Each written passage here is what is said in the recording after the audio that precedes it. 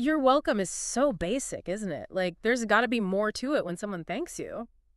Totally. Hmm. It's like you're welcome is the default, but sometimes you want a response with a bit more oomph, right? Exactly. So what are some ways we can level up our you're welcome game, like in a smart, natural way? Okay, let's start with something casual. No problem is always a safe bet, especially when it's something small you helped with. Yeah, no problem is like the cool, laid-back version, It implies it wasn't any trouble at all. But how about more formal situations? Then we go with my pleasure. It sounds polite, and it adds a touch of sincerity, like you actually enjoyed helping them out.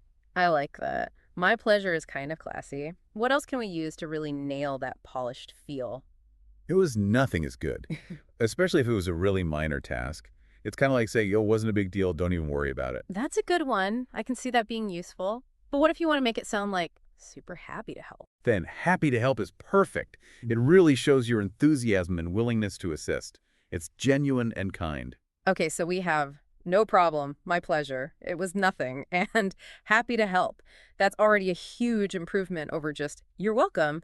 But let's throw in one more for extra measure. What do you think? Anytime is another one. It leaves the door open for future help. Like you're always there if they need it. Oh, that's smooth. It's like saying don't hesitate to ask again. So we've got a range here from casual to more formal.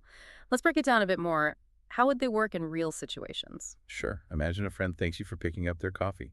No problem is perfect. It's chill and fits the vibe. Yeah, totally. It fits that easy, everyday conversation. What about a situation where a colleague thanks you for helping with the presentation? Then my pleasure fits really well. It's professional, but still friendly. It shows you are glad to be of help. Right. It adds that extra touch of professionalism. Now, let's say a stranger thanks you for holding the door for them. What would you use there? In that situation, it was crazing. Nothing feels right. It's polite and humble, acknowledging that it wasn't much trouble. Okay, makes sense. So what if your neighbor thanks you for watering their plants while they were on vacation? That's kind of a bigger favor. That's where happy to help shines. It shows that you are happy to do something more substantial for them and that you're a good neighbor. Yeah, there's a bit more heartfelt. Now, last one. If someone thanks you for giving them directions, what would be a perfect fit there?